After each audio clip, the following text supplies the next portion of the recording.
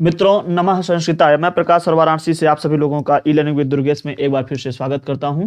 और आज हम सभी लोग आप लोगों के लिए एक नया क्लास देने जा रहे हैं। हिंदी का एक नया क्लास स्टार्ट हो गया है जो कि डेली इसी टाइम 1 बजे ही लाइव होगी।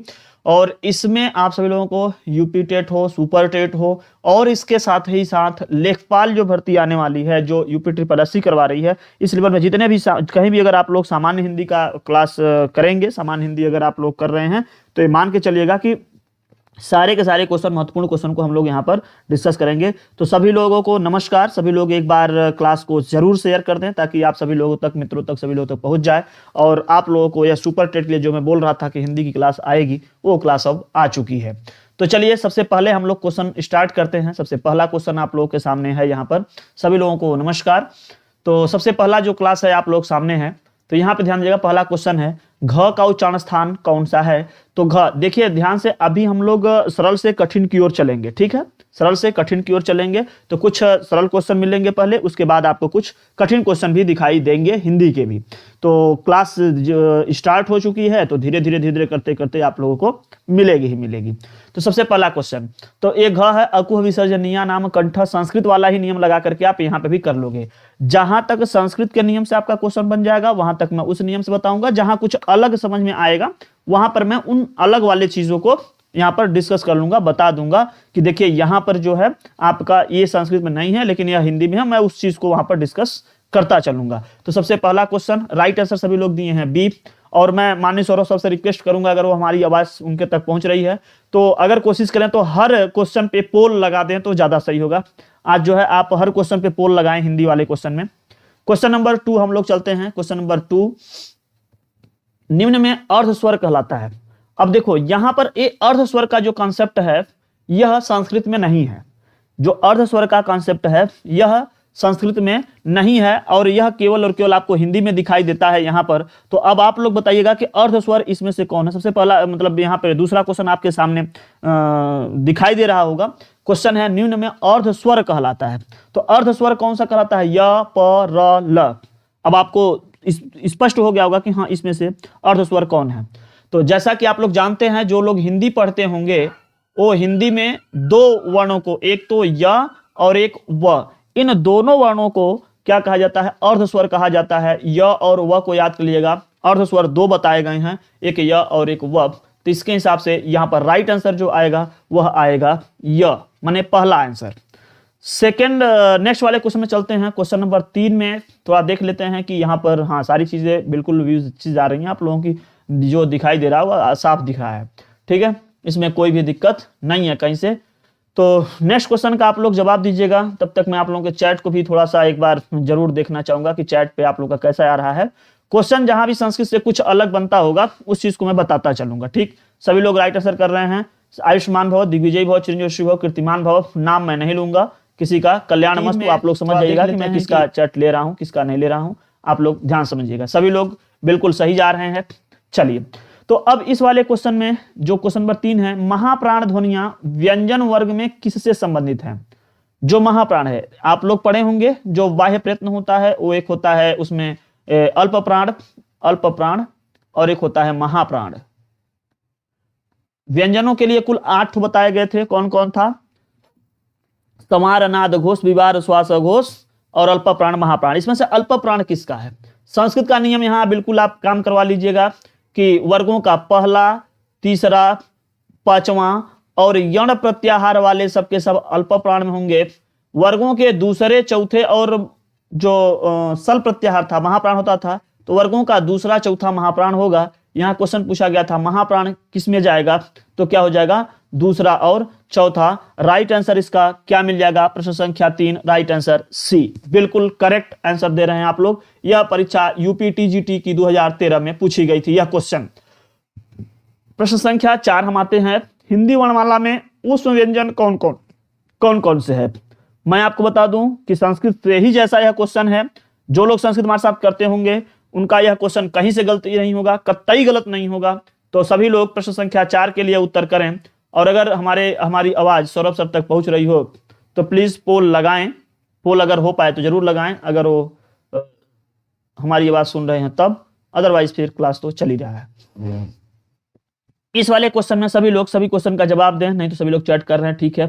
सह, आप ये संस्कृत वाले दिमाग से लगाते चलें। सल उष्माणः, सल उष्माणः, तो सल प्रत्याहार के जिसमें यह तीनों स और ह आते हैं, यह उष्म व्यंजन कहे जाते हैं। इनके उच्चारण में हमारे मुख से थोड़ी प्राणवायु अधिक निकलती है, थोड़ा अधिक निकलने की वजह से यह क्या हो जाता है, यहाँ पर उष्म व्यंजन कहा जाता है। ठीक, आगे चलते हैं। यह पीसीएस की प्री परीक्षा 2012 में पूछी गई है। मैं यहाँ पर क्वेश्चन इसलिए यहाँ पर थोड़ा जो हमको डाटा मिल पाया है उसको मैं यहाँ पर रखने की कोशिश किया हूँ। अगर आप लोगों को दिक्कत होगा तो मैं इसको हटा भी दूंगा, लेकिन यह क्वेश्चन आप सोचिए कि आपके Uttar Pradesh TET, super TET, triple SC मतलब यूपी ट्रिपल एससी जो लेखपाल भर्ती परीक्षा में है, और जो यह पीसीएस लेवल में सोचो प्री में ऐसा क्वेश्चन पहले आता था, यह भी है, अभी भी आ सकता है, प्री में आ सकता है। मेंस वाले पेपर तब ऐसे होते थे पहले, लेकिन अब मेंस वाले पेपर बदल गए हैं थोड़े। तो उसके बाद में मैं आपको बता दूं कि जितनी एसएससी की परीक्षाएं होती हैं और जो भी आपकी सामान्य हिंदी वाले लेवल में परीक्षा में क्वेश्चन होता है, वो सब के सब क्वेश्चन उसके लेवल आपको देखने को यहाँ पर मिलेंगे। नेक्स्ट क्वेश्चन है, भाषा की सार्थक लघुत्तम इकाई है। आज मैं ज्यादा चैप्टर को इसमें नहीं रखा हूं, थोड़े में ही रख करके आप लोगों को देने की कोशिश किया हूं। अब यहां पर जो प्रश्न संख्या 5 है ना, 5, एक तो इसका ऑप्शन ही नहीं है। चलिए हम देख लेते हैं। भाषा की सार्थक लघुत्तम इकाई, इसी में से आप बताइए क्या है, शब्द, ध्वनि या वाक्य। तो जो लघुत्तम इकाई है ना वो ध्वनि से प्रारंभ होती है यहाँ पे। ठीक, भाषा की जो यहाँ पे लघुत्तम बताया जा रहा है कि भाषा के लिए क्या होगा, तो ये मान के चलिएगा कि यह लघुत्तम जो है इसके हिसाब से जो ऑप्शन यहाँ पर दिखाई दे रहा है, जो अभी यहाँ पे बचा है, देखने पे तुरंत दिमाग पे नहीं आया कि इसमें क्या है। फिलहाल बी वाले पे आप यहाँ पर अगर डालना है तो आप डाल लीजिए पद, शब्द, पद, ध्वनि, वाक्य। तो ध्वनि से प्रारंभ हो जाता है, लघुत्तम इकाई ध्वनि होती है। टेट परीक्षा यूपी टेट 2013 में क्वेश्चन पूछा गया है। आगे देखते हैं, जो 6 वर्ण है यह, इसके बारे में बहुत बार क्वेश्चन आता रहता है, बहुत बार क्वेश्चन आता रहता है। आप देखते चलिए, आप बस देखते चलिए, दिमाग पे बस आप लगाते चलिए कि हाँ कहाँ पे क्या इसमें मिलता जा रहा है। सॉरी, ये क्वेश्चन जो है, हाँ 6 वाला क्वेश्चन, ये प्रश्न संख्या 6 वर्ण किसके योग से बना है। यह दोनों परीक्षाओं में बहुत महत्वपूर्ण है, हिंदी हो संस्कृत हो, ये दोनों विषयों के लिए बहुत महत्वपूर्ण क्वेश्चन है यह। तो आप सभी लोग इस प्रश्न का उत्तर जरूर बताइएगा। सबको पता है कि जब हम क में यह स और अ को मिलाते हैं तो छ बनता है, छ को नहीं। अब यहाँ पे चूंकि इसको वह पूरा कर करके दे दिया गया है, तो क में जब हम इस स को मिलाएंगे, सॉरी यहाँ हलंत मत करें क्योंकि यहाँ पे आपका पूरा दे दिया गया है, तो यह पूरा का पूरा वर्ण छ बन जाता है। ठीक, अगर हलंत लगाते हैं तो यहाँ हलंत में ही बन जाएगा। एक भी देखिए, यह लेखपाल या फिर आप कह सकते हो नलकूप परीक्षाएं जो होती हैं, जो यूपी ट्रिपल एससी करवाती है, अधीनस्थ सेवा आयोग जो करवाती है वो, चाहे या उत्तर प्रदेश स्टेट में भी, यह क्वेश्चन बहुत महत्वपूर्ण है, इसको आप नहीं छोड़ सकते। इसके साथ में छ और एक त्र और एक ज्ञ, यह कई बार क्वेश्चन त्र ज्ञ, ज्यादातर उसमें छ को ही पूछा गया है, तो आप इसको छोड़ नहीं सकते हैं। ऐसे क्वेश्चन को आप अपने दिमाग में बैठाते चलें, या हिंदी में हो या संस्कृत में, दोनों क्वेश्चन सेम जगह सेम तरीके से आते हैं। नेक्स्ट क्वेश्चन है, हिंदी की तालव्य ध्वनियां हैं। तालव्य, ध्यान रखिएगा, चाहे वह हिंदी में हो चाहे संस्कृत में हो, यह तालु वाला तालव्य का है। जहां पे अंतर आएगा मैं वहां जरूर बताऊंगा। ठीक है, जो लोग हमारे साथ में चूंकि संस्कृत बहुत दिनों से पढ़ रहे थे, तो आप लोगों को समझ में आ गया होगा कि हाँ इसमें कहाँ पे चेंजिंग आएगा, मैं बताता चलूंगा। जो लोग हिंदी हमारे साथ पढ़ेंगे उनको बहुत ही हेल्प मिलेगा, क्योंकि हम संस्कृत और हिंदी दोनों का एक तरीके से एनालिसिस दे देंगे, कहाँ पे क्या अंतर है उस चीज को आप नोट कर लेना और बाकी चीजें सब दिमाग लगाते चलो। तो तालव्य की ध्वनियां क्या है? ईचू यशा नाम तालु, पढ़े होंगे आप लोग, ईचू यशा नाम तालु। ई का ध्यान देना, ई चू, चू मतलब च वर्ग, च छ ज झ ना, य और यह श, ये सब क्या होते हैं? सब तालव्य के होते हैं। तो राइट आंसर क्या आ जाएगा इसका? ए। बिल्कुल सही कर रहे हैं, जितने भी सभी लोग हैं ए कर रहे हैं। एक आध लोग उसी में सी कर दिए, नहीं, सी वाला आंसर यहाँ पे नहीं सही है। अगर आप लोग बैक उत्तर कर रहे हो तो क्वेश्चन नंबर डाल के करो, अदरवाइज राइट आंसर आप कर रहे हो, बहुत अच्छा। जहां नहीं समझ में आएगा जरूर पूछना। सोच लो कि यह पीएससी में भी पूछा गया है, जो पीसीएस लेवल परीक्षाएं होती हैं, जो जीआईसी का पीसीएस यूपी पीएससी जो करवाता है, वह जो करवाया था पीजीटी परीक्षा 2009 में, उसमें यह क्वेश्चन पूछा गया था। कितना सरल क्वेश्चन था, बहुत अच्छा। कौन सी ध्वनि अल्प प्राण है? सोचो, महाप्राण अल्प प्राण से क्वेश्चन लगातार बन रहा है, लगातार बन रहा है। अल्प प्राण महाप्राण से क्वेश्चन लगातार बन रहा है। कौन सी ध्वनि अल्प प्राण है? ये भी सोचो, पीजीटी 2009 में ही पूछा गया था, ख ध च त जो भी है। अभी आपको मैं बताया हूं इसका उत्तर। अभी कुछ देर पहले मैं अल्प प्राण और महाप्राण के बारे में थोड़ी सी चर्चा किया था। क्या था? वर्गों के पहले, तीसरे, पांचवें और यण प्रत्याहार के वर्ण अल्प प्राण होते हैं। वर्गों के दूसरे और चौथे और सल प्रत्याहार के वर्ण जो होते हैं क्या होते हैं? महाप्राण होते हैं। तो अल्प प्राण वर्गों के पहला, ये दूसरा है, ये चौथा है, ये दूसरा है, तो वर्गों का पहला वर्ण त वर्ण यहाँ पे दिया गया है, और यहाँ पर क्या हो गया आपका त जो दिया है ये क्या हो जाएगा आपका अल्प प्राण। एक चीज मैं और आपको बता दूं कि हिंदी में जहां भी इस तरीके से क्वेश्चन आते हैं उसमें हलंत नहीं लगा कर दिया जाता है, जबकि संस्कृत में शुद्धता लिख के आता है, त हलंत, इस तरीके से लिख करके आता है ना। जबकि यहाँ पे देखो त, अगर कोई कह दे कि ती, सोचो तो इसका मतलब ई उच्चारण स्थान आएगा ना, मिक्स वाला क्वेश्चन यहाँ हो गया टाइप का। तो ऐसा क्वेश्चन यहाँ पर थोड़ा सा इधर उधर बन जाता है, दिमाग लगाना पड़ता है कि हाँ ये ऐसा भी हो सकता है, वैसा भी हो सकता है, लेकिन संस्कृत जो है एकदम बिल्कुल शुद्ध लिख के देता है। यहाँ हलंत वगैरह नहीं लगा होता है, आप घबराने की बात नहीं है, लगा सकते हो। ठीक, देखो बहुत कम में हलंत लगाए, हालांकि यहाँ देखो यहाँ पर हलंत लगा दिए हैं। हिंदी की स्पर्श, घोष, महाप्राण, दंत, व्यंजन ध्वनि है, माने पहले स्पर्श, घोष भी हो, वह महाप्राण भी हो और वह दंती हो, तब बताइए। तो पहले चेक करो कि स्पर्श सभी के सभी स्पर्श हैं कि नहीं। तो कादयो मावसाना स्पर्शा, कख गघ च च ज ट ठ म, तो ह तो इसमें नहीं आएगा, पहले ह को काट के साइड करो। अब जो बचे हैं उसमें देखो कौन दंती है, दंती यहाँ पे दिया गया है ना, दंती भी होना चाहिए। दंती कौन है? तो त थ द ध न वाले में दंती होंगे, त थ द ध न, तो ये दो आ रहे हैं, प फ ब में जा रहा है ओष्ठ का, इसको कट कर दो। अभी देखो इसमें महाप्राण वाले को चुनना है, तो वर्गों के पहले दूसरे और चौथे चुनना है केवल, तो त थ होगा, द तो तीसरा वर्ण हो जा रहा है, यह दूसरा वर्ण हो जा रहा है, तो यह तो अल्प प्राण हो जाएगा, महाप्राण में थ होगा। थोड़ा सा दिमाग लगाने का था, ध्यान देना। अब घोष वगैरह तो आपका बात ही अलग हो गया। हमको पहले दंती हम चेक कर सकते हैं, महाप्राण हम चेक कर सकते हैं, स्पर्श हम चेक कर सकते हैं, सामान्य सी बात है। स्पर्श मतलब क से लेकर के म तक की ध्वनियां, तो क से लेकर के म तक को आप ले लिए, तो इसमें से एक ठो ह पहले कट गया। फिर उसके बाद दंती वर्ण अगर ले रहे हो या फिर सीधे सीधे दंती ही ले लेते हो तो ये दोनों कट जाएंगे, केवल थ द बचेगा। इसमें से महाप्राण होने के लिए जो दूसरा वर्ण है वो महाप्राण होगा, जो यह अल्प प्राण, अगर यही क्वेश्चन में लिख दें केवल यहाँ महा अल्प प्राण बदल दें और सब कंडीशन बदल दें तो ये अल्प प्राण में चला जाएगा। फिलहाल यहाँ महाप्राण एक ही है, दोनों नहीं है, तो केवल सी करेक्ट हो जाएगा। थोड़ा ध्यान से देखेंगे तब समझ में आएगा, जो लोग पूरा पढ़े होंगे हमारे साथ में उनका यहाँ पर जरूर काम करेगा। प्रश्न संख्या 10वां, और 10वें का उत्तर क्या होगा? संस्कृत में आप लोग पढ़े होंगे और हिंदी में यहाँ पर आप लोगों को उत्तर देना है कि हिंदी वर्णमाला में अयोगवाह। तो ध्यान देना, हिंदी वर्णमाला में अयोगवाह 2 ही हो माने जाते हैं, यहाँ 4 नहीं माने गए हैं, यहाँ पे 2 माने गए हैं। ठीक, तो कौन कौन से अयोगवाह होंगे आप यहीं पे बता दोगे तो उत्तर आपका करेक्ट हो जाएगा। यहाँ पर हिंदी में ध्यान देना 2 ही अयोगवाह और संस्कृत में 4 अयोगवाह आप लोग बताते हो। ठीक, तो दूसरा पॉइंट आपको मिल गया कि अयोगवाह जो हैं वो थोड़े अलग हैं। पहला क्या मिला था? पहला यह मिला था कि क्वेश्चन में कि कौन सा अल्प स्वर अर्ध स्वर है, ये संस्कृत में नहीं दिखाई देता है, तो अर्ध स्वर यहाँ पर य और व मिल गए। और दूसरी चीज यहाँ पर दूसरा आंसर एक अलग जो अभी जा रहा है अयोगवाह का, तो अयोगवाह संस्कृत में 4 और यहाँ पर 2 माने गए हैं, अंग और अह। हालांकि आप संस्कृत वाले नियम से इसको सही कर सकते हैं। क्यों? क्योंकि अयोगवाह क्या था वहां पर? अंग, अह, जिह्वा मूलीय और उपधमानीय, तो ये दोनों तो ऑप्शन में इसमें दिया ही नहीं है। अंग और अह में से 2 दिए गए थे, तो ये तो आप करेक्ट कर ही लोगे।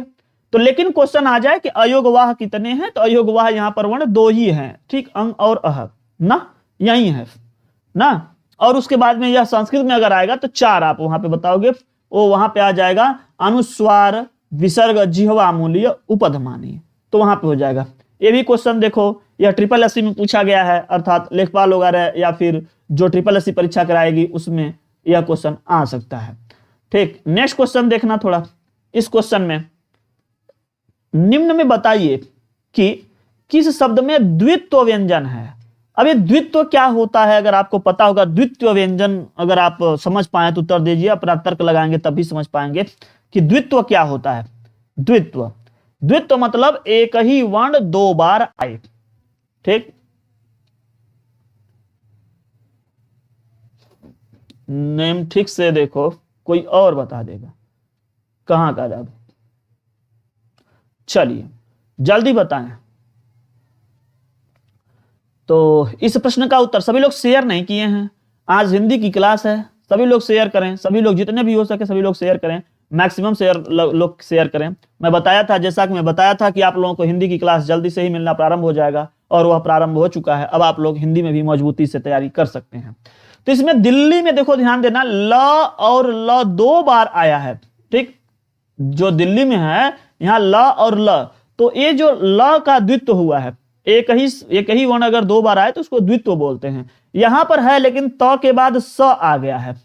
ठीक, तो यह त स द्वित्व नहीं माना जाएगा। एक ही वर्ण अगर दो बार आए, जैसे एकस्मिन नवसरे, ते कस्मिन न, यहां देखो ध्यान देना, दो हो जाता है, एकस्मिन नवसरे, तो जो यहां पे दो बार न आ गया वो हो जाता है आपका भिन्न में न क्या है, द्वित्व है।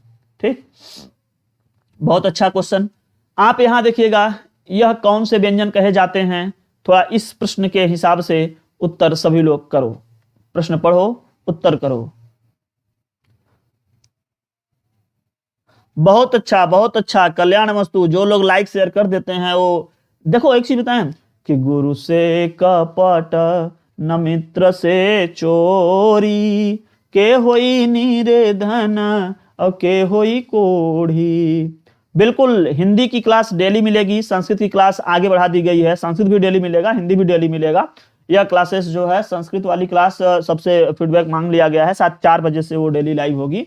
ठीक, अभी 2 बजे से बात किया जा रहा था, बट लगातार मेरी क्लासेस 2 हो जाती, इसलिए मैं उसको 4 बजे वाले में डालने की कोशिश कर रहा हूँ। ज्यादा से ज्यादा क्लास देने की कोशिश की जा रही है। तो ये ध्यान देना, स ह में से कौन से व्यंजन कहलाते हैं, कौन से व्यंजन यह कहलाते हैं स ह। तो ध्यान दो, यह इस टाइप का जो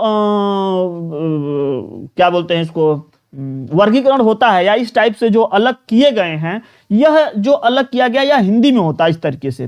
ठीक, संस्कृत में तो हम लोग अल्प प्राण महाप्राण इस तरीके से कर लेते हैं, उसमें व्यंजन कर लेते हैं, इस तरीके से कर लेते हैं। लेकिन जो प्रकंपी, संघर्षी, स्पर्श संघर्षी, ये सब जो ऑप्शन है ये आपको हिंदी में ही दिखाई देते हैं। तो ध्यान देना, इसको संघर्षी कहा जाता है। क्या कहता है, संघर्षी कहा जाएगा। इसको एकदम बिल्कुल दिमाग में बैठाते चलो, और हम जब 2-4 बार करवा देंगे ना, तो अपने आप ही आपको यह दिमाग में आ जाएगा। यह है उष्म संघर्षी। क्या है, संघर्षी तो है, स्पर्श नहीं, उष्म संघर्षी। अगर इसको पूरा नाम दे दें तो इसके साथ में अगर उष्म लगा दिया जाए तो वो और सही हो जाता है। तो यह कौन सा संघर्षी है, उष्म संघर्षी, जिसमें तीनों स और ह आता है। ठीक, यहां पे ध्यान देना, स ह, ये आप इस वाले क्रम को विशेष ध्यान देना, चाहे जिस भी क्रम में दे दें, लेकिन आप उस तरीके से लीजिएगा। जानते हैं इसमें एक शब्द आता, एक ठो और क्वेश्चन आता है कभी कभी कि लुंठित क्या है। लुंठित व्यंजन र को कहा जाता है। र क्या है, लुंठित है ना, र को लुंठित कहा जाता है, और जो ल है उसको पार्श्विक कहा जाता है। क्या कहता है, ल को पार्श्विक। इसको दिमाग में रखना, आगे क्वेश्चन हो सकता है आ जाए। ल को पार्श्विक और र को लुंठित, इसको ध्यान रखना। ये चीज जो एक एक चीजें अभी जोड़ना है आपको दिमाग में, संस्कृत के साथ इसको अलग से जोड़ना है, उसको मैं बता दूंगा। अभी जो आप पढ़ रहे हो बस इस क्वेश्चन पे अभी ध्यान दो, फिर आगत वगैरह जो होते हैं, जो आगत व्यंजन होते हैं, ठीक है, उसको भी मैं आगे बता दूंगा। आगत व्यंजन 2 होते हैं, जो लोग पता होगा वो कमेंट कर दे, अदरवाइज मैं भी बता दूंगा, धीरे धीरे बताऊंगा। एक एक डाटा दिमाग में फीड करूंगा तो ज्यादा सही रहेगा। सब एक ही साथ करेंगे तो फिर नारायण, फिर गलत हो जाएगा, फिर सब उल्टा पैट बैठ जाएगा दिमाग में। बताइए कि नवीन विकसित ध्वनियां कौन सी हैं, नवीन विकसित ध्वनियां कौन सी हैं। इसमें से आपको यह बताना है कि निम्नलिखित में से नवीन विकसित ध्वनियां कौन हैं। ठीक, अब आप लोग थोड़ा सा दिमाग लगाओ और फिर देखो कि इसमें से कौन हो सकता है। थोड़ा इसके लिए मैं समय आपको दूंगा ताकि आप लोग अपना दिमाग लगा सकें और बता सकें। ठीक है, श्रीमन्नारायण नारायण नारायण, श्रीमन्नारायण नारायण नारायण श्रीमन नारायण नारायण नारायण श्रीमन नारायण नारायण। इसमें पहले तो दो है, इसमें 3 ठो दे दिया गया, 1 ठो इसमें से गलत है। रुको, निम्नांकित में से नवीन विकसित ध्वनियां जो अगर हम बताएं कि नवीन विकसित ध्वनियां अगर होंगी तो वह केवल ख ग ल नहीं होता, इसके पीछे बिंदी टाइप की लग के आती है, जो आप पढ़े होंगे अरबी फारसी की जो होते हैं नहीं, जिसमें जो क ख ये सब जो होते हैं इससे यह निकल करके आती हैं। फिलहाल ऐसे यह क ख वाला है, ये सब तो स्वर हैं ये और व्यंजन नहीं, ये नहीं, ये ल हटाओ यहाँ से, ए आपका ऑप्शन ए क्या हो जाएगा, करेक्ट हो जाएगा। क्वेश्चन इस वाले में भी कुछ एरर है, आगे जब भी होगा तो उसको हम हटाने की कोशिश करेंगे। तो एक यहाँ पर एरर थोड़ा था, ख और ग लगाइए, ठीक है।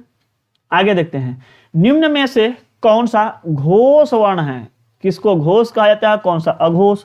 तो घोष और अघोष के बारे में अगर आपको पता होगा तो आप जरूर उत्तर देना, हालांकि संस्कृत वाला रूल लगाओगे तब भी कोई ज्यादा बुराई नहीं करोगे, ठीक है। बताओ,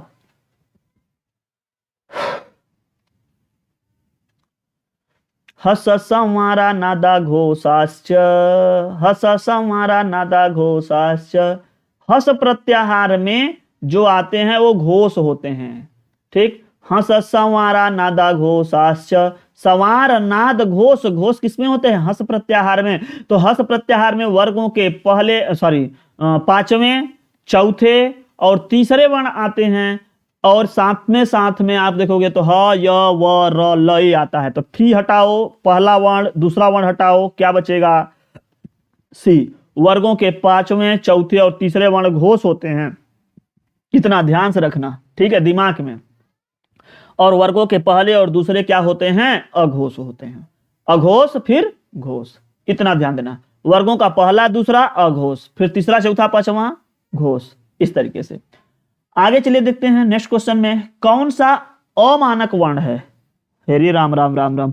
अमानक वर्ण, यह क्वेश्चन बीएड में भी पूछा गया है, बहुत सही, 99 में, यूपी टेट 2016 में पूछा गया है, प्रश्न संख्या 15 में। बताओ, ये हिंदी से क्वेश्चन आता है और यहीं पर ऐसे क्वेश्चन में गलत हो जाते हैं। किसको, ये तो दो बार यहां पर छप गया है भाई, एक ही ऑप्शन, एक तो दो ऑप्शन यही में छप गया है। ख और धन ये सब तो ठीक है, हो जाते हैं। मानक में भ को लिखा गया था उस टाइम पे, जो उत्तर माना गया था कि भ को। फिलहाल यहाँ पर दो आंसर हैं, तो आप लोग किसी पे भी आंसर कर सकते हैं। भ को माना गया था अमानक वर्ण में। नेक्स्ट क्वेश्चन, क ग ज फ, ये अभी देखो इसके बारे में हम चर्चा कर रहे थे। यह ध्वनियां कैसी हैं, यही ध्वनियां हैं जो अरबी फारसी की बताई गई हैं, यही क ख ग क ख ज फ, ये जो आते हैं ना ये सब। और जो अरबी फारसी में एक्चुअल में जब आता है ना, तो इसके नीचे बिंदी टाइप की लग करके आती थी, हम जहां तक हमको याद है, ये इस टाइप की जब बन करके आती है, ज फ, इस तरीके से वो जो वर्ण होते हैं वो आपके बन करके आते हैं। टाइपिंग में हमको लगता है कि इस तरीके से यहाँ पर दिया गया है। हालांकि जो अरबी फारसी में जो आई थी ना, उसके नीचे जहां तक हमको याद है कि उसमें यह डाटेड वाले के साथ छपना चाहिए, न छाप पाए हो वो अलग बात है, लेकिन उसी तरीके से। जैसे अगर मैं बाद में बताऊं कि आपको जो दिखाई देता है यह कॉपी, टॉफी ना, ए वाला भी बाद में ही जनरेट हुआ है।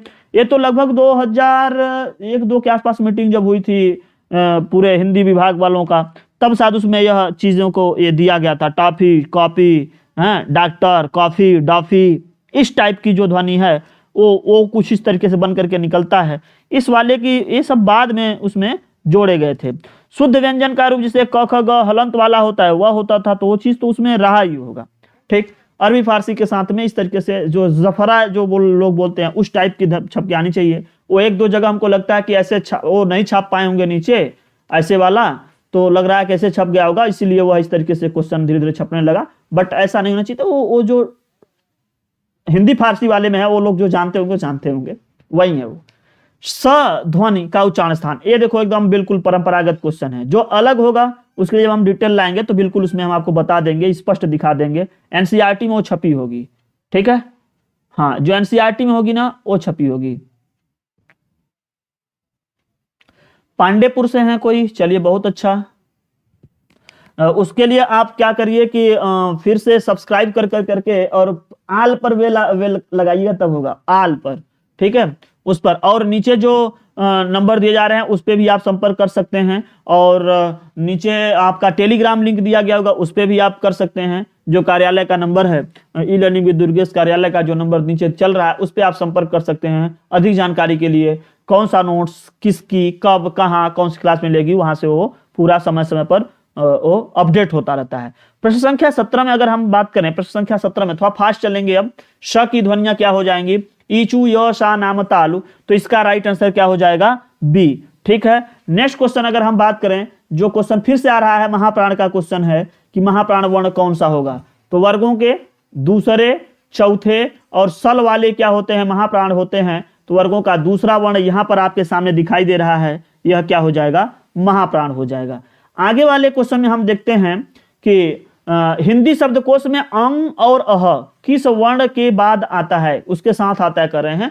तो ध्यान दीजिएगा, हिंदी शब्दकोश मतलब डिक्शनरी में अगर आप जब डिक्शनरी खोजते हैं तो उसमें दिखाई देता है ना, पहले क क क क, फिर ख ख ख ख, फिर ग ग ग ग, ऐसे पहले क क, फिर का, फिर की, फिर कू, इस तरीके से आता है ना, उसमें क्रम होता है उसका कि डिक्शनरी में खोजते वक्त में, जैसे सभी लोग डिक्शनरी अगर खोजते हैं अंग्रेजी वाली तो उसमें सबसे पहले वर्ण सब ए वाले आते हैं, फिर ए वाला आता है, फिर ए बी वाला, इस तरीके से आता होगा, आप देखे होंगे।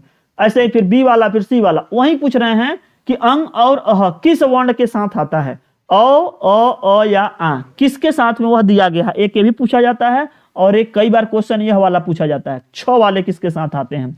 तो इस प्रश्न का उत्तर जो बताए वो थोड़ा सा बुद्धिमान समझ में आए तो निश्चित तरीके से इस प्रश्न का उत्तर क्या होगा, अ वाले के साथ आता है। किसमें, अ दोनों सही इसमें दे दिया गया है। फिलहाल एक को आप कर लीजिए, तो इसके साथ में आता है, अ वाले के साथ में आ जाएगा अंग और अह, क्योंकि जब आप पढ़ते हैं अ आ ई उ ऐसे तरह पढ़े हुए, उसी तरीके से लास्ट में जब जाता है तो अंग अह उसी में अ वाला साथ में दे दिया जाता है। दिक्कत यहाँ पे नहीं आती है, दिक्कत वहां पे आती है जब क्वेश्चन में यह लिख दिया जाता है कि छ वाले में क्या आता है, छ जो होता है यह किसके साथ आता है। तो यह वाला क्वेश्चन थोड़ा सा हमको लगता है कि लोगों का जटिल हो जाता है ना।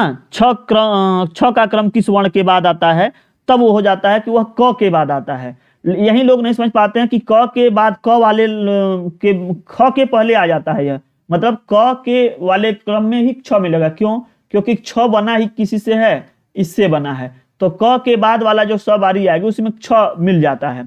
ठीक, और यहाँ पे वो कह रहे हैं कि यह किस में आएगा, तो वह आपका अ में ही आ जाएगा। तो यहाँ से इस क्वेश्चन को आप लोग करेक्ट करें, दिमाग में अपने रखें। आगे चलिए देखते हैं हम लोग नेक्स्ट क्वेश्चन।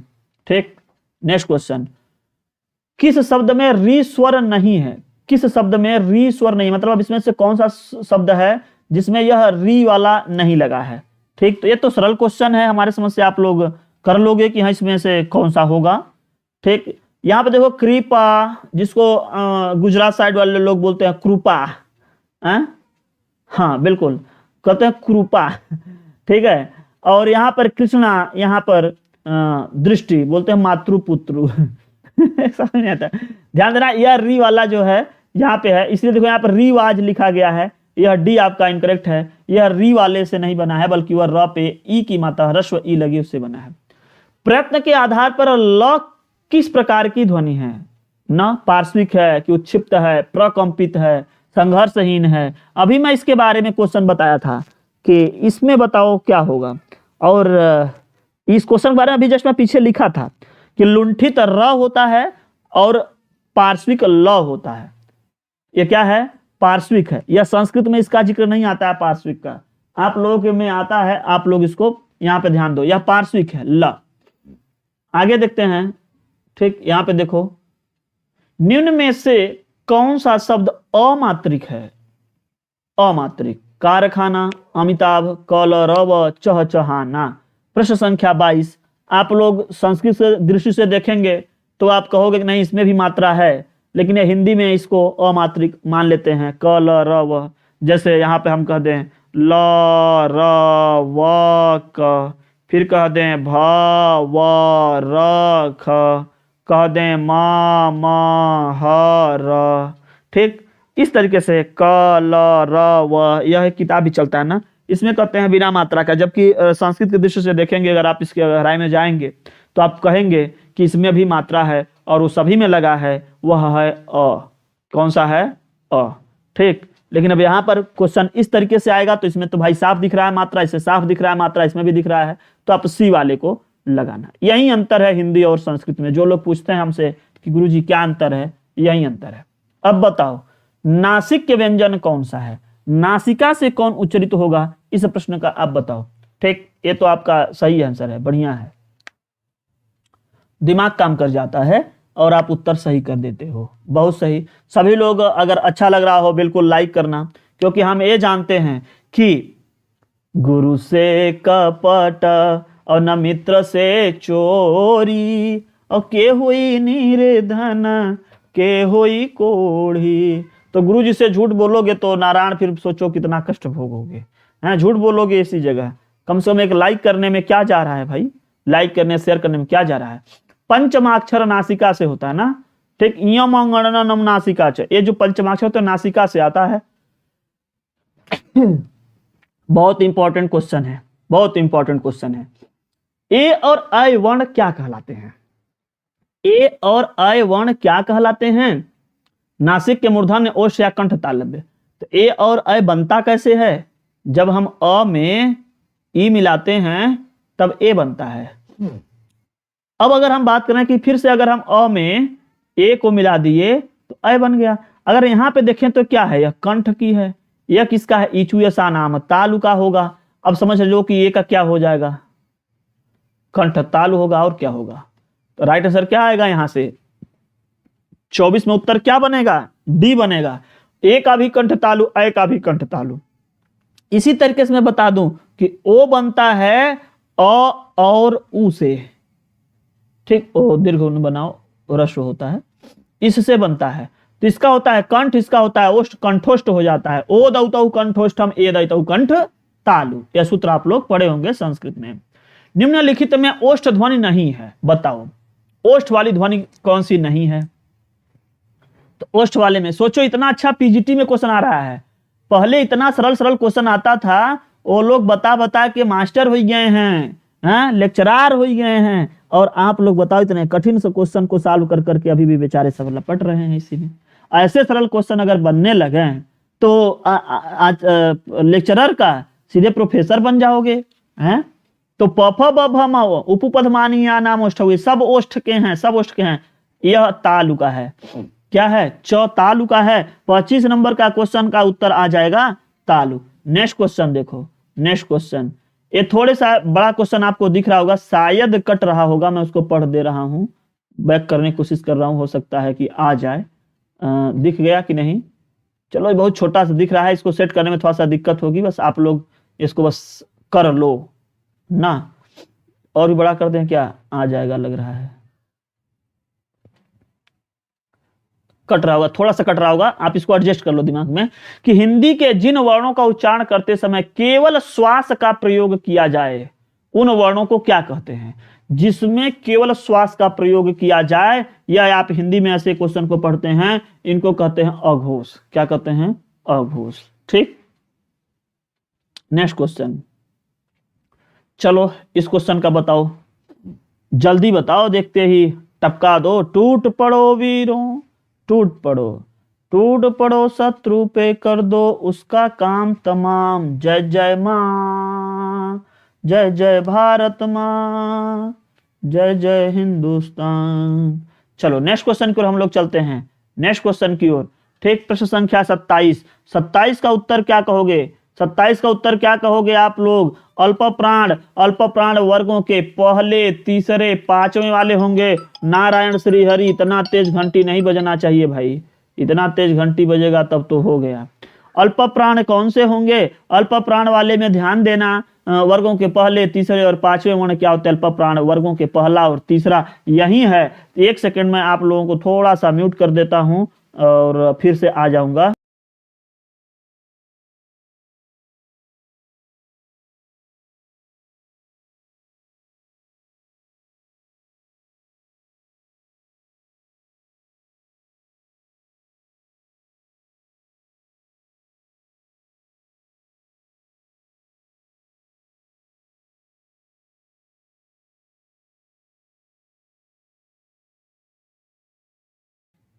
यहां पर क्या हो जाएगा, निम्न में से अल्प प्राण वर्ण कौन से हैं, वो क्या हो जाएगा, वर्गों के पहले और तीसरे वर्ण यहां से अल्प प्राण हो जाते हैं। नेक्स्ट क्वेश्चन देखो, निम्न में से कौन सा व्यंजन पार्श्विक है। देखो ये पार्श्विक वाला क्वेश्चन बार बार आ रहा है।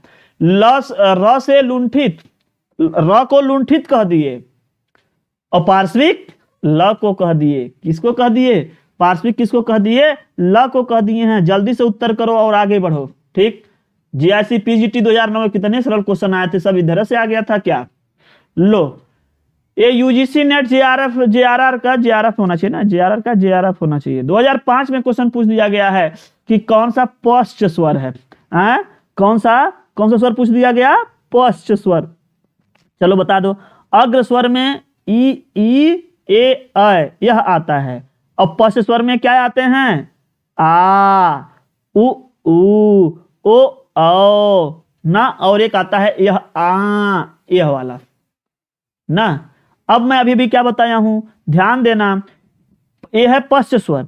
पश्च स्वर में कौन कौन आते हैं, अ हो जाता है आपका मध्य स्वर। मैं यहां पे लिख दूं, आपको बता दूं यहां पर, ताकि आप लोग बार बार जब आएगा तो हम बार बार नहीं बताएंगे, इसको लिख दे रहे हैं। एक होता है अग्र, एक होता है मध्य, एक होता है पश्च। ओम हरिओम, ओम हरिओम। पैर का तो अग्र, मध्य, पश्च। ये जो अग्र ध्वनियां हैं, अग्र स्वर हैं, यह आता है आपका ई ए ऐ, ऐसा ई ए ऐ। यह चले जाते हैं, कहां से निकलती हैं, अग्र, ई अग्र से निकल जाता है। जो अ होता है वह मध्य से निकलता है। कहां से निकलता है, ये जो ह्रस्व अ है, यह जिसको हम लोग बोलते हैं, यह मध्य से आता है। आ, फिर ऊ, दीर्घ ऊ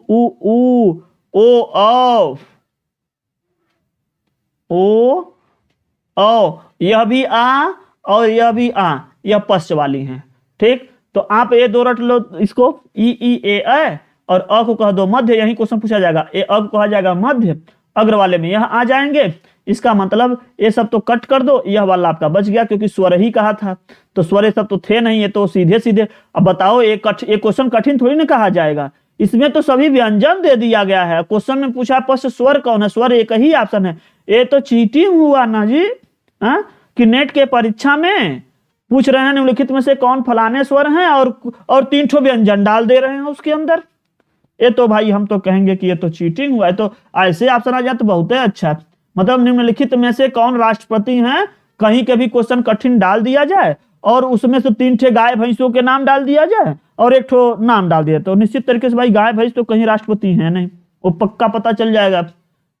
फलों का नाम, खिचड़ियों, ये सब नाम दे, क्या मतलब ऐसे क्वेश्चन यूजीसी नेट में हिंदी वालों के साथ में कुछ न कुछ किया गया है। भाषा की सबसे छोटी इकाई है, भाषा की सबसे छोटी इकाई है। प्रश्न संख्या 30, इस प्रश्न को आप सभी लोग उत्तर करो कि भाषा की सबसे छोटी इकाई क्या है। ठीक, अभी जो क्वेश्चन एक पीछे आता है, भाषा की सार्थक लघुत्तम इकाई, तो सार्थक लघुत्तम इकाई क्या था, वहां पर ध्वनि था। अब यहाँ पे क्वेश्चन क्या पूछ दिया गया है, भाषा की सबसे छोटी इकाई क्या है।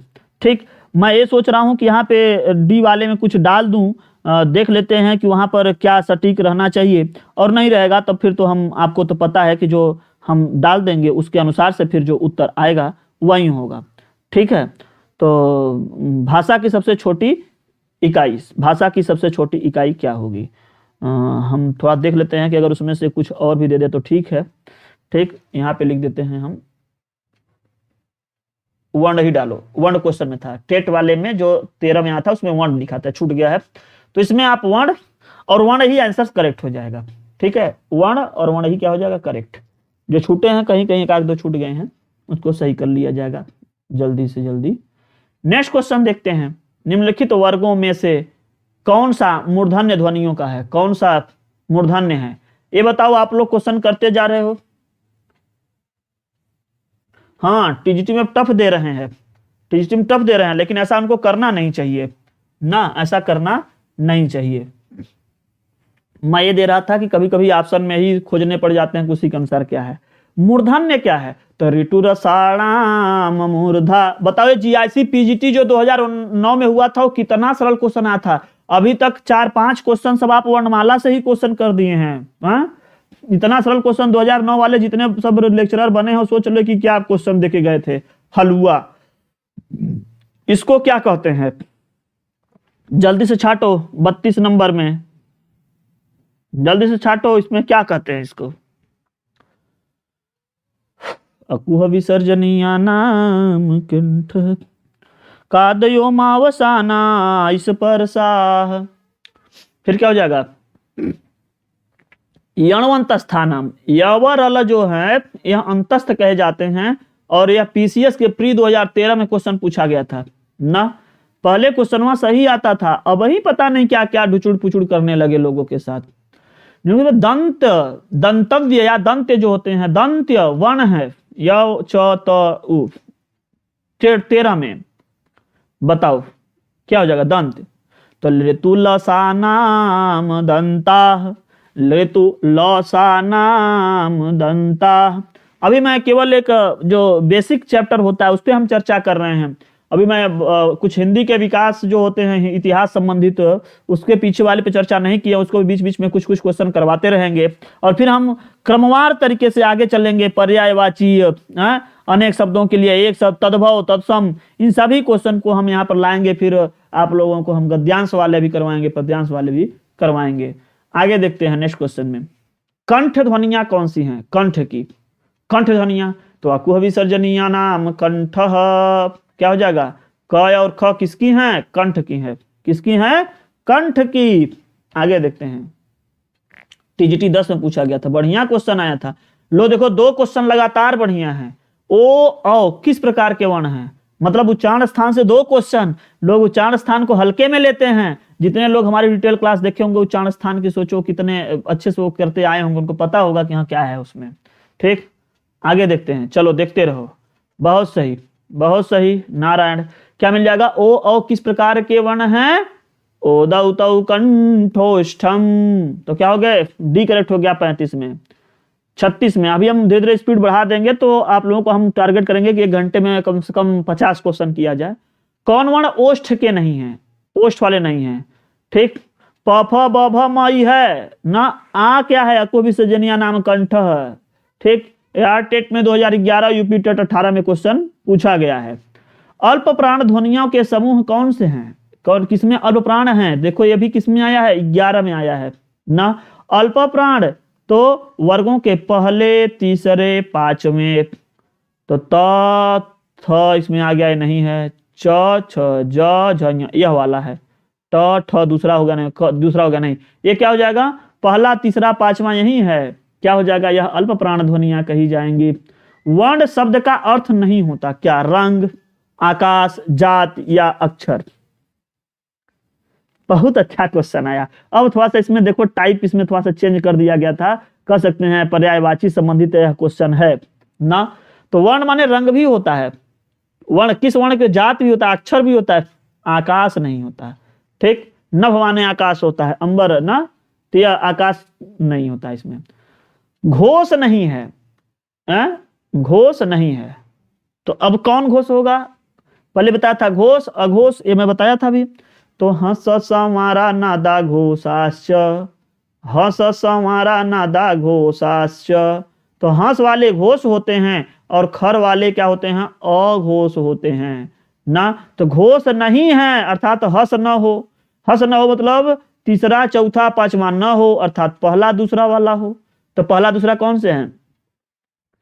त किसका है? ये स्वरों का तो होता नहीं है। त किसका है? त थ पहला वर्ण है। ठीक, ये तीसरा नहीं होगा, ये नहीं होगा। क्या हो जाएगा? बी। बोलो आया समझ में कि नहीं आया? हमारा जो यह सूत्र है बड़ा अच्छा है। हंस समारा नादा घोषाश्च, खरो विवारा श्वासा अघोषाश्च ना, उससे आप कर लोगे। आयुष्मान भव, दिग्विजयी भव, चिरंजीव यशस्वी भव, कीर्तिमान भव। संस्कृत की क्लास आगे हो जाएगा। गुड़ दोपहरिया संस्कृत की क्लास 4 बजे से अब लेंगे प्रतिदिन। ठीक है, अब 4 बजे से करेंगे, अभी यह 1 बजे से हिंदी चलाएंगे। अच्छा, घोष अघोष ना क्लियर है? ध्यान से देखना, इसके लिए हमारे महामंत्र की ओर आपको लौटना पड़ेगा, घोष और अघोष के लिए। और अगर केवल व्यंजनों में ध्यान देना है तो बस इतना ध्यान दो कि वर्गों के पहले, दूसरे यहां पर इसको कह देना अघोष, और तीसरे चौथे पांचवें को कह देना घोष। लो इतने ही क्लियर करो, इतने में ही क्लियर कर लो। जैसे क ख ग घ ङ, फिर च छ ज झ य, ठीक। तो इसमें यह जो आते हैं पहले और दूसरे, पहले दूसरे, यह सबको कह दो अघोष। फिर ये तीसरे चौथे पांचवें, तीसरे चौथे पांचवें, तीसरे चौथे पांचवें, तीसरे चौथे पांचवें, ये सबको कह देना घोष। इसको अघोष, उसको घोष। क्लियर हो गया? इतने से क्लियर कर लो, नहीं क्लियर होगा तो फिर हमारे महामंत्र की ओर हम चलेंगे। महामंत्र क्या होता है कि बोलो आई उंडरिल कए ओंग ययो चाहय वरटलणय मंगण नम। उधर चलेंगे तो समझ में आ जाएगा, फिर और डिटेल चल जाएंगे। फिर किन ध्वनियों को अनुस्वार कहा जाता है?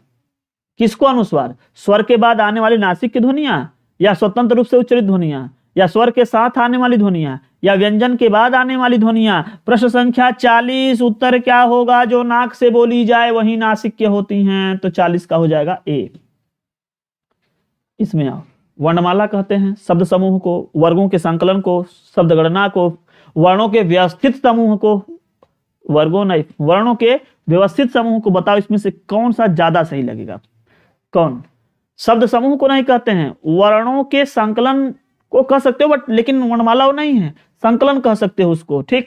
वर्णों के व्यवस्थित जो समूह होते हैं ना, क ख ग घ ङ च छ ज झ ञ, ये जो उसके क्रम में है रखेंगे, व्यवस्थित तरीके से रखे गए हैं, वह वर्णमाला होता है। और यह क्वेश्चन बहुत अच्छा है, इस पे विवाद हो सकता था। कुछ लोग कहेंगे नहीं वर्णों के संकलन को, लेकिन ध्यान देना व्यवस्थित जो समूह होते हैं, एक क्वेश्चन आया है परीक्षा में, बहुत ही महत्वपूर्ण, कई बार लोग गलत कर देते हैं उसको। निम्न में से कंठ ध्वनियां कौन सी हैं? कंठ से उच्चरित होने वाली। तो अकुह विसर्जनीय नाम कंठ, ठीक। रेलवे में 97 में पूछे ये है। आगे देखते हैं, स्थान के आधार पर बताइए कि मूर्धन्य व्यंजन कौन से हैं? मूर्धन्य, तो मैं आपको बता दूं कि री टू र सा ड़ा मूर्धा, तो इसमें आएगा ट ठ ड ढ ड़, तो ड ढ ड़ ये आ जाएंगे, क्या हो जाएंगे? यह मूर्धन्य हो जाएंगे। बताओ, बिल्कुल अगर समझ में आ रहा है तो बिल्कुल बताते चलो, और जो लोग नहीं पढ़े हैं हमसे वो डिटेल वाली कहीं पढ़ते रहें, या जब भी मैं कोई सूत्र बोलूं तो उसको ध्यान से सुनते चले। आगे फिर से देखो, एक क्वेश्चन आया है कि स्पर्श, फिर घोष, स्पर्श घोष जिसको बोलते हैं, स्पर्श घोष महाप्राण और ओष्ठ ध्वनियां है, ध्वन व्यंजन है। पहले देखो ओष्ठ कौन सा होगा? ऊपू पधमानिया नाम ओष्ठौ, क्या? तो ऊ इसमें स्वर है नहीं, प फ ब भ म वाले में आएगा, तो प फ ब भ म, तो ये त थ द ध में जा रहा नहीं होगा, ये भी नहीं होगा, ये भी नहीं होगा। प फ ब भ म में ओष्ठ यही है, ये भी महाप्राण, सब इसी में, मतलब केवल एक ठो हम चेक किए, सब चेक हो गया। ये क्या था? त थ द ध में जाएगा, त थ द ध वाले होते ना लितुलसा नाम, दंता से हो जाएंगे, दंत, ये भी दंत, और ये ह वर्ण आपका इसमें है ही नहीं, इसमें अकु विसर्जन नाम कंठा में चला जाएगा। यह ओष्ठ में केवल भ बच रहा है, और जब ऑप्शन ही केवल भ बचा तो और आगे सब कुछ सही है, सब सही है, सब मिला लो। अरे भाई हम क्या बताएं, या पीजीटी 9 में बड़ी गजब गजब क्वेश्चन आया है। कितने क्वेश्चन सोचो, पीजीटी 2009 में कितने क्वेश्चन आए थे, कितना बेहतरीन क्वेश्चन आया होगा। लो फिर से एक क्वेश्चन, ओम हरि ओम, पूरा वर्णमाला से ही क्वेश्चन आया था क्या 2009 में? निम्नलिखित में से कौन सा स्वर संवृत्त है? कौन सा स्वर संवृत्त है ना? आ औ यहां से एक जो है ऑप्शन आपका नारायण हो गया है। बस रुक जाओ, इसमें से भी हम देख करके अभी आपको बता देते हैं कि इसमें से कौन सा यहां पर एक ऑप्शन और होना चाहिए। निम्नलिखित में कौन सा स्वर संवृत्त है? ठीक, संवृत्त है। यहां पर एक ठो और होना चाहिए, आ औ सी ऑप्शन होना चाहिए यहां पर, ई तब उसके बाद और ई ही आपका क्या हो जाएगा? संवृत्त हो जाएगा, क्योंकि स्वरों का संवृत्त होता है और इस वाले स्वरों का। ठीक, यह ई अ ई उ इस तरीके के जो चल रहे हैं, केवल हर्ष से अवर्ण से प्रयोगे दशा वो उसमें बताया गया था ना, सॉरी क्षम्यता, इसमें क्या लिख दिया गया है, कौन सा स्वर संवृत्त है। और यहाँ पर आपका क्वेश्चन ई अगर लेते हो, और संस्कृत में क्या किसको संवृत्त माना गया है? संस्कृत में दूसरा सूत्र लगता है, यहाँ पर दूसरा सूत्र लगता है। ये चीज हमको बताना है, ध्यान देना। संस्कृत वाले इस वाले से थोड़ा सा ध्यान से समझना। संस्कृत में क्या होता था कि सभी स्वरों के लिए सभी स्वर विवृत्त होते थे। क्या होते थे?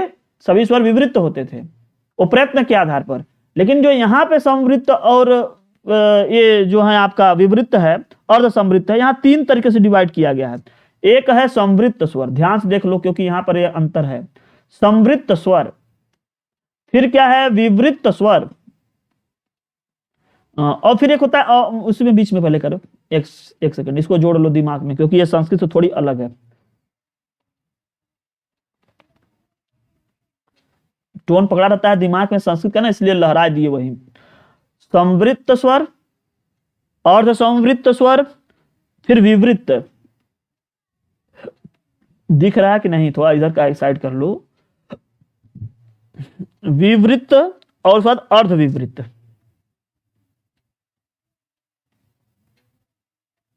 ठीक, ये देखो पहले कौन कौन से होते हैं, इसको दिमाग में नोट करो। जो लोग जानते हो तो ठीक है, जो लोग नहीं जानते हैं वह देख लें। संस्कृत वाले हमारे खास तौर पे देखें क्योंकि यहाँ गलती हो सकती है। यह जो दीर्घ ई और दीर्घ उ है, इसको डाल दिए संवृत्त में, और ये ह्रस्व ई और ह्रस्व उ को डाल दिए अर्ध संवृत्त में। माने एक तरीके से देखा जाए तो ई और उ के ग्रुप को डाल दिए किसमें? संवृत्त में। विवृत्त में अगर हम बात करें तो इसमें आ गया आपका आ, अय, औ, यह विवृत्त में। और अर्ध विवृत्त में क्या हो गया? अ, ए, यहां पर ओ को भी डाला गया, और एक जो इस तरीके से आता है अक्सी वाला आ, इसको अर्ध विवृत्त में डाल दिया गया है। तो आप इस चीज को थोड़ा सा दिमाग में रखो कि संवृत्त अगर आएगा, संवृत्त स्वर, तो यह दीर्घ वाले के साथ बताया जा रहा है। अर्ध संवृत्त को ई और उ बताएंगे, विवृत्त स्वर आ, ए, औ बताएंगे, अर्ध विवृत्त में अ, ए, ओ और इस वाले आग बताना। इसको रटना पड़ेगा, इसकी स्क्रीनशॉट ले सकते हो, रख लो, क्योंकि यह संस्कृत से थोड़ी अलग है। संस्कृत में दूसरा सूत्र होता है, दूसरा नियम काम करता है, और सभी स्वरों के लिए विवृत्त बता कर करके केवल ह्रस्व से अवर्ण से प्रयोग्य दशा संवृत्तम बताते, सबको विवृत्त बता देते हैं। तो उसका नियम से यहाँ पे थोड़ा सा चेंजिंग आएगा। अब आप लोग देख सकते हैं कि कौन सा स्वर संवृत्त है।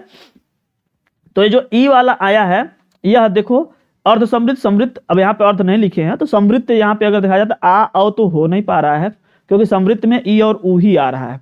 तो इसमें से आप इस वाले को कर लेना, लेकिन इस तरीके का क्वेश्चन दिमाग में जरूर बैठा के चलना कि यह कौन सा किस में जाएगा। फिर अर्ध और पूर्ण, यह दोनों थोड़ा सा ध्यान देना, ये ध्यान देने वाली बात है। 46 नंबर के क्वेश्चन में अगर हम बात करें, 46 नंबर के क्वेश्चन में अगर हम बात करें तो बताओ इसमें क्या होगा। ब की जो ध्वनि है वह कैसी है? क्वेश्चन पूरा आ रहा है या कट रहा है? ठीक है। ब की जो ध्वनि है यह किस तरीके की है? दंत है, ओष्ठ है, फिर या फिर यह है जो वात्सर्य ये लिखा है, या फिर तालव्य है ब की। तो आप ब वाले ध्वनि में बताएं क्या होगा। कभी कभी कुछ क्वेश्चन इस तरीके के आ जाते हैं जिसको जब आप जैसे दूसरे भाषा में जैसे संस्कृत पढ़ रहे थे तो वो अलग, हिंदी में पढ़ रहे हैं तो वो अलग। तो कुछ चीजें आप दिमाग में जो है रखे रहेंगे तो आपको काम देगा कि हाँ यहाँ पर यह नहीं ऐसा है।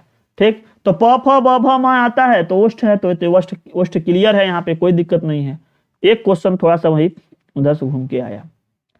फिर से बताओ, दंत है, सब पीजीटीए में, सब 2009 गलती तो नहीं छाप दिए हैं जी, ये 2009 खोजना पड़ेगा पेपर में। वैसे जहां तक संभव है वो सब लोग सही किया गया है, एनालिसिस अब उस टाइम के पेपर में फिर से देखना पड़ेगा, अदरवाइज इसको हटा ही देंगे क्योंकि बहुत सारा क्वेश्चन उसी में थोड़ी ना आया होगा। निम्नलिखित में से दंत ध्वनि है, कभी कभी कॉपी पेस्ट लोग करते हैं बनाते वक्त में तो वो भी गलत जगह टपकाए देते हैं। इतना क्वेश्चन यार 2009 वाले पेपर जिसके पास होंगे वो फिर से एक बार दिखेगा तो समझ में आएगा। ऐसे दंत में से दंत ध्वनि है, दंत ध्वनि क छ त प, तो लितु ल सा नाम दंता, लितु ल सा नाम दंता। देखो ये भी कौन सी दंतोष्ठ की हैं, दंत और ओष्ठ। वकारस्य दंतोष्ठम, सूत्र आपको याद होगा, वकारस्य दंतोष्ठम। ठीक, तो क्या हो जाएगा, व का सूत्र है अलग से। अब यहां देखिए चेंज हो गया, देखो यहाँ पे चेंज हो, फिर सेम था।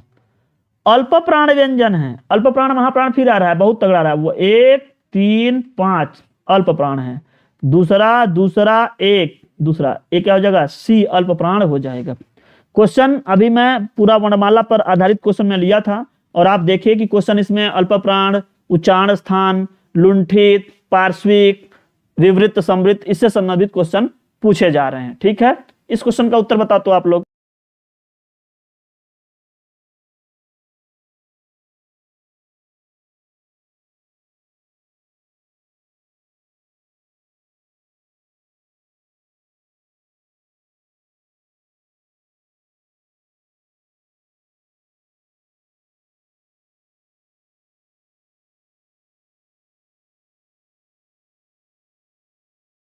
इस वाले क्वेश्चन पे आप लोग जवाब दें, इस वाले क्वेश्चन पे आप लोग जरूर जवाब दें। लास्ट क्वेश्चन अभी का, सभी लोग उत्तर करें। बहुत अच्छा, बहुत अच्छा, बहुत अच्छा, सभी लोग उत्तर करें।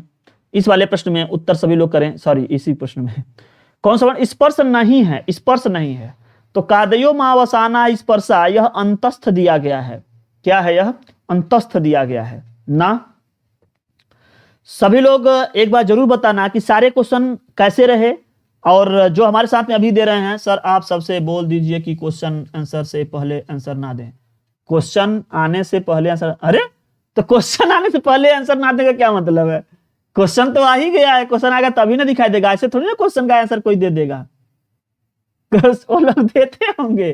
ये अनअकैडमी की ओर थोड़ी ना है कि जब मैं पोल नहीं दिया तब तक कट कट टाइप कर दें। इसमें पोल में नहीं दिया जा रहा है, यहाँ पैसे दिया जा रहा है। प्रिया यादव, नगीना यादव, फारेन बानो, नंदिनी और फरीन बानो, रोहित कुमार, सुप्रिया चतुर्वेदी, प्रियंका कुमारी, उसके बाद विभा पांडे, ज्योति गुप्ता, श्री सिंघानिया और फिर प्रियंका त्रिपाठी। सर संस्कृत की क्लास नहीं चलेगी क्या? चलेगी, शाम को अब 4 बजे चलाएंगे उसको।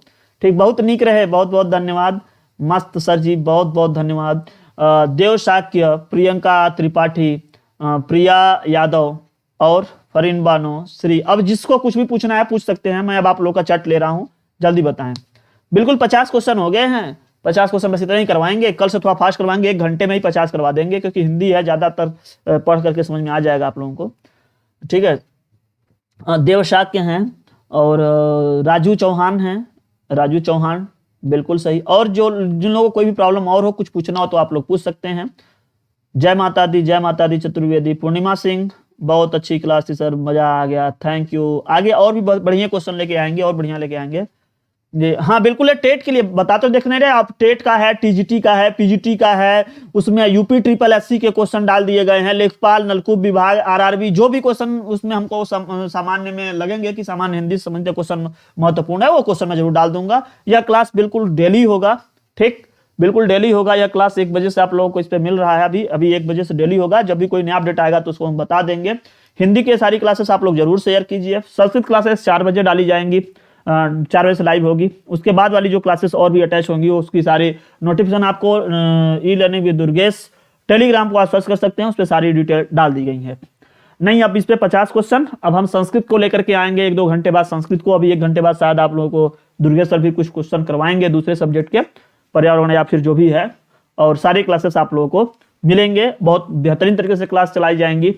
तो आप लोग बिल्कुल रेडी हो जाइए, और आवश्यकता पड़ी तो और भी क्लासेस जो भी अभी होंगे सब। नहीं, आप पीछे रहे होंगे फरीन बानो, आपकी वीडियो पीछे चल रही होगी। यहां से बताओ, जब मैं क्वेश्चन बिना फ्लैश करवाए कैसे कोई जान जाएगा कि 43 में क्या है या 44 में क्या है? वो आप पीछे रही होंगी, आपका वीडियो पीछे चल रहा होगा। चैट जो है आपको ताजा दिखाई दे रहा होगा, वीडियो पीछे चल रहा होगा। चलिए ठीक है पूर्णिमा, ऐसा ही क्लास होगा। जो देखो हम बताए हैं ना कि जो पहले से जो क्वेश्चन अभी आए हैं, जो पहले से लेकर के अभी तक आए हैं, हमको सारी चीजों का दिमाग में लेकर चलना है। सबको मैं एक लेवल से लेकर चलूंगा, उसमें आप ध्यान से देखिएगा, 1-2 क्वेश्चन जरूर आया होगा इसका। ठीक, अभी मैं जितना क्वेश्चन करवाया हूं केवल 1-2 चैप्टर से करवाया हूं। आगे जब और चैप्टर रह जाएंगे फिर आप देखोगे तो हाँ क्वेश्चन ज्यादा मैच करेंगे। आप खोज करके देख लेना, उसमें 1-2 क्वेश्चन जरूर होगा। ठीक, हर पेपर में एक ही उच्चारण स्थान आना चाहिए ना, कहीं कहीं 2-3 ज्यादा कभी कभी पूछ लिया गया है, अदरवाइज 1 या 2 क्वेश्चन का एक ठो उच्चारण स्थान, एक ठो जो उसका अल्प प्राण महाप्राण, ये सब क्वेश्चन। तो सारे क्वेश्चन इसी एक ही चैप्टर से आ गए तो पॉसिबल नहीं है ना। हाँ अभी नहीं, अभी आगे मिक्स करेंगे अनिल, अभी आगे करेंगे। ठीक है, हाँ मेरे यहाँ सुबह बारिश हुई थी, अभी सही है, अभी आगे मिक्स करेंगे। पहले क्या है कि मैं 4-6-10 दिन क्या है, कुछ जैसे तद्भव तत्सम, अनेक शब्दों के लिए एक शब्द, ऐसे ऐसे कर करके चैप्टर वाइज कुछ करवाऊंगा, फिर उसको मिक्स करना स्टार्ट करूंगा। चैप्टर वाइज करवाने में क्या होगा कि आपकी पहले एक बार बेस बन जाएगी दिमाग में, ठीक, क्वेश्चन का लेवल जब एक बार गाड़ी चल जाती है फिर स्पीड बन जाती है अपने आप। हाँ बिल्कुल वर्णमाला से क्वेश्चन आएंगे, हम कैसे मान ले नहीं आएगा, इतने सारे क्वेश्चन हर जगह आ रहा है, अभी बहुत सारे क्वेश्चन है वर्णमाला से जो अभी हम और करवाएंगे, ऐसी बात थोड़ी इतना ही है, लेकिन यही आता है उच्चारण स्थान, स्पर्श कौन है, अंतस्थ कौन है, महाप्राण कौन है, अल्प प्राण कौन है, यही सब क्वेश्चन है, ठीक है। हाँ ठीक, अरे तो मेरे यहाँ भी तेज बारिश होने वाली होगी, हालांकि आपके यहाँ जो है वो पहाड़ होगा ना, इसकी वजह से थोड़ा सा टकराया होगा तो जल्दी से बारिश हुई होगी। किसी का कुछ और भी क्वेश्चन हो तो जरूर पूछ सकते हैं आप लोग, उसके बाद हम सीधे मिलेंगे 4 बजे संस्कृत की क्लास में। आप सभी लोग जो लोग संस्कृत पढ़ रहे हो, टेट की तैयारी कर रहे हो, संस्कृत वो लोग जरूर दें, और किसी की परीक्षा में संस्कृत तो आ नहीं रहा है, लेकिन अगर इसमें जरूर दे रहे हैं तो आप लोग टेट उसमें जरूर चलिए, ठीक है। तो अभी के लिए बस इतना ही, किसी कुछ पूछना है तो ठीक है, अदरवाइज मैं सेशन को ऑफ करूंगा।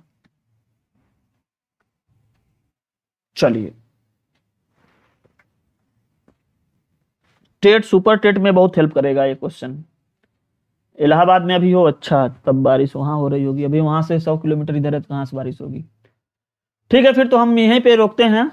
सर्वे भवन्तु सुखिनः, सर्वे सन्तु निरामयाः, सर्वे भद्राणि पश्यन्तु मा